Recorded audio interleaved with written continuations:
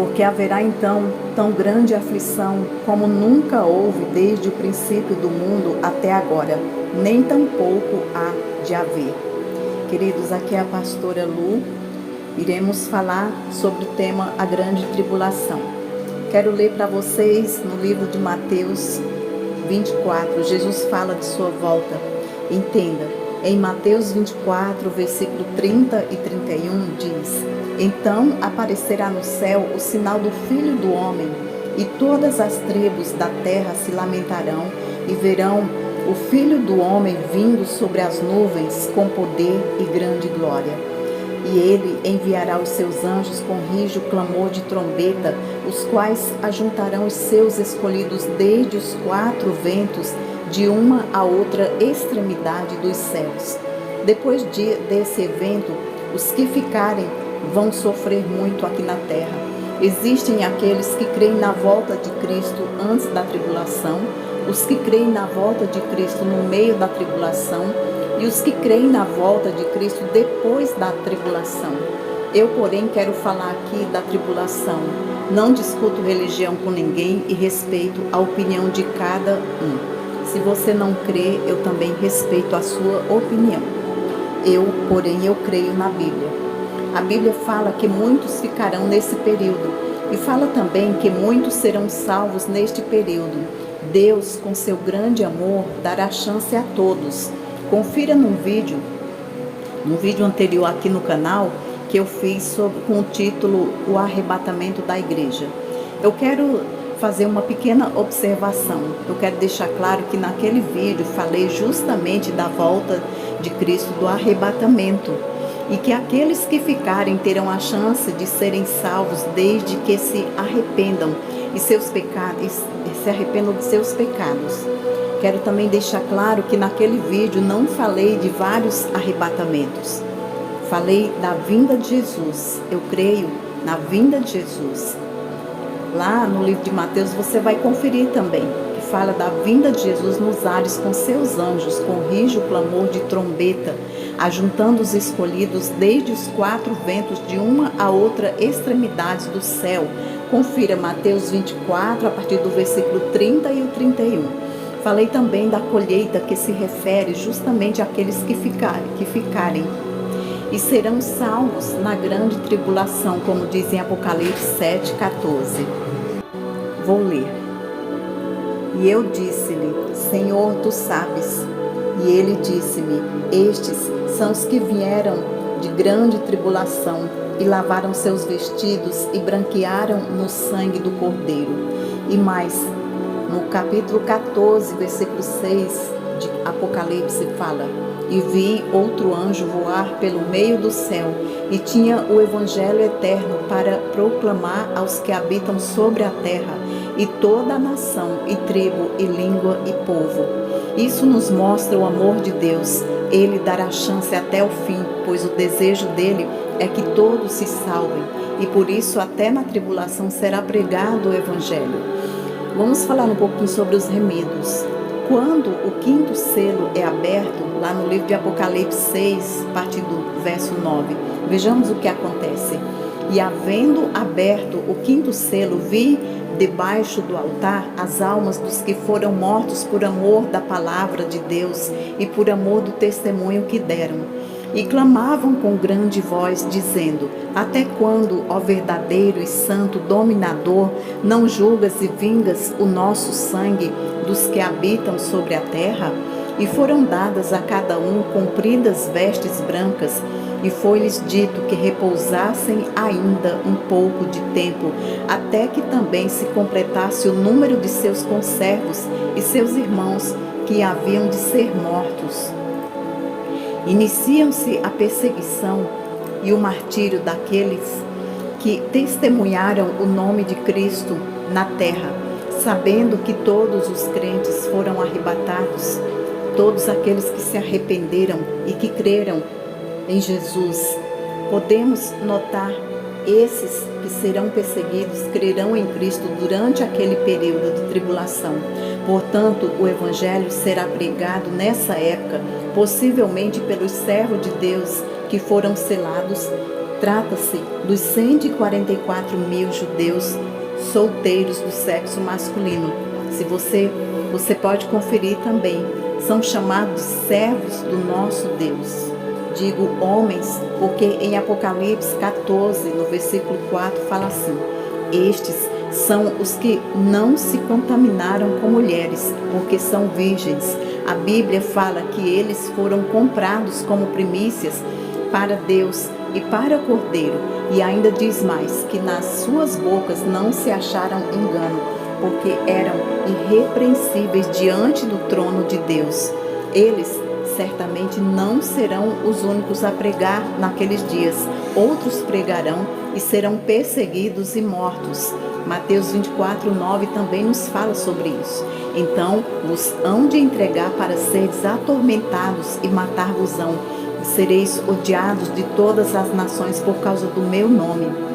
Mesmo assim, o evangelho será pregado por toda parte e haverá conversões para que se cumpra a palavra lá em Mateus 24, 14, que diz: e este evangelho do reino será pregado em todo o mundo, em testemunho a todas as nações, e então virá o fim. Bem, mas agora vamos falar sobre o tema, a grande tribulação. Esse período escatológico chamado de tribulação é uma época sem precedentes na história humana. Vejamos o que diz a Bíblia. Porque haverá então tão grande aflição como nunca houve, desde o princípio do mundo até agora, nem tampouco haverá. O sofrimento infligido neste período terá abrangência mundial. Isso torna a tribulação um evento ímpar como nunca houve. Enquanto Jesus comparou a proximidade com a sua volta com as dores de parto, como a mulher quando está para dar à luz, ou seja, o princípio das dores, esse é um tema falado nos livros de Mateus 24, 8 e Lucas 13, 8. Neste aspecto, Jesus compara o princípio das dores como as contrações iniciais que a mulher sofre antes de dar à luz, as quais vão aumentando de intensidade conforme é chegado a hora de dar à luz. E se tudo isso já será difícil, imagine a grande tribulação. Vejamos alguns sinais do princípio das dores. Atenção, não confunda com a grande tribulação. E preste bem atenção, porque alguns desses sinais também já estão acontecendo. Por exemplo, os falsos cristos, guerras, rumores de guerras, fome, pestes, terremotos, perseguição aos cristãos, surgimento do falso profeta, esfriamento do amor nas igrejas, pregação da palavra de Deus em toda a terra.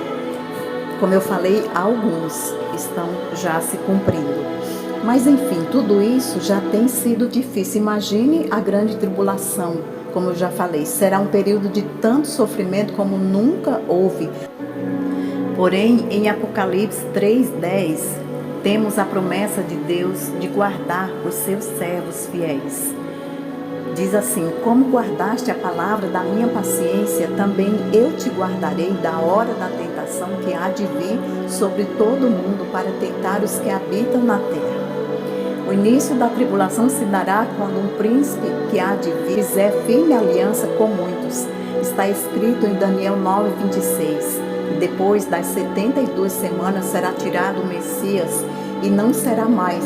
E o povo do príncipe que há de vir destruirá a cidade e o santuário, e o seu fim será como uma inundação. Esse príncipe fará um concerto com muitos. Veja o que diz também ainda no versículo 27 do mesmo capítulo. E ele firmará um concerto com muitos por uma semana, e na metade da semana fará cessar o sacrifício e a oferta de manjares, e sobre a asa das abominações virá o assolador, e isto até a consumação. E o que está determinado será derramado sobre o assolador. Tal homem também é identificado como o homem da iniquidade, ou homem do pecado, em 2 Tessalonicenses 2:3, que diz: ninguém de maneira alguma vos engane, porque não será assim sem que antes venha a apostasia e se manifeste o homem do pecado, filho da perdição. Daniel 9:27, Deus está falando que ele liderará uma coalizão, este homem, de qual falei, liderará uma coalizão de nações ocidentais naqueles dias. Fará também uma aliança com Israel, trazendo paz aos judeus.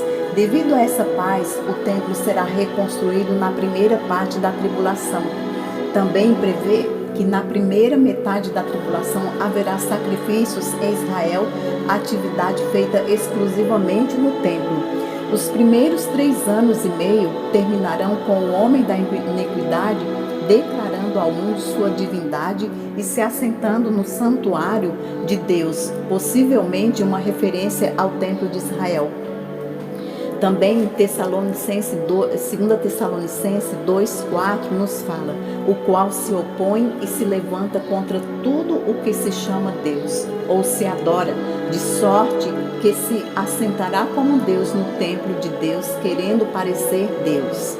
A atuação do homem da iniquidade será na primeira parte da tribulação. E tem o homem da iniquidade como um líder capaz de resolver problemas entre as nações, trazendo-lhes paz. Entretanto, o evento descrito em Daniel 9:27 demonstra seu real caráter e dá início à segunda metade da tribulação. A partir de então, a besta se assentará no santuário de Deus e como Deus se apresentará exigindo ser adorado, como já li agora há pouco. A besta se apresentará como Deus, pois Satanás lhe dará poder e autoridade. Vamos ler Apocalipse 13, verso 2. E a besta que vi era semelhante ao leopardo, e seus pés como de urso, e a sua boca como a de leão. E o dragão deu-lhe o poder e o seu trono grande poderio. A Bíblia diz que o dragão, a antiga serpente, é o diabo. Também lhe dará poderes sobrenaturais. Além de poderes sobrenaturais, a esse cuja vinda é segundo a eficácia de Satanás, com todo o poder e sinais e prodígios de mentira. Durante esta época, a besta será ferida de morte, mas a sua recuperação inacreditável fará com que seja seguida por muita gente que também adorará a Satanás. Veja Apocalipse 13, a partir do verso 3. E vi uma das 2 cabeças como ferida de morte, e a sua chaga mortal foi curada. E toda a terra se maravilhou após a besta. E adoraram o dragão, que deu à besta o seu poder, e adoraram a besta, dizendo: quem é semelhante à besta? Quem poderá batalhar contra ela?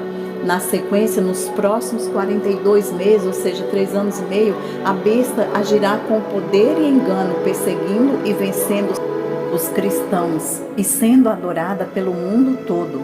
Haverá também por parte do homem da iniquidade e das nações que o servem a perseguição e destruição da igreja apóstata. Em Apocalipse 17:16. Será um tempo como nunca houve, e nesses tempos virão os juízos de Deus, onde serão abertos os selos de Deus, onde serão tocadas as 7 trombetas e serão derramadas as 7 taças, e todos esses trazendo os juízos de Deus sobre a terra. Será com certeza um tempo de muito sofrimento sobre a face da terra. Apocalipse 6:19 nos fala, que trata do período da tribulação. Descreve 3 sequências de juízos, selos, trombetas, taças, cada um em número de 7 eventos. Se as 3 sequências se sucedem cronologicamente, se elas se sobrepõem, ou ainda se as trombetas e as taças são descrições dos selos, isso é matéria para muita discussão e muitas dúvidas, onde veremos nos vídeos seguintes. Não percam. Tenho encontro com vocês no próximo vídeo.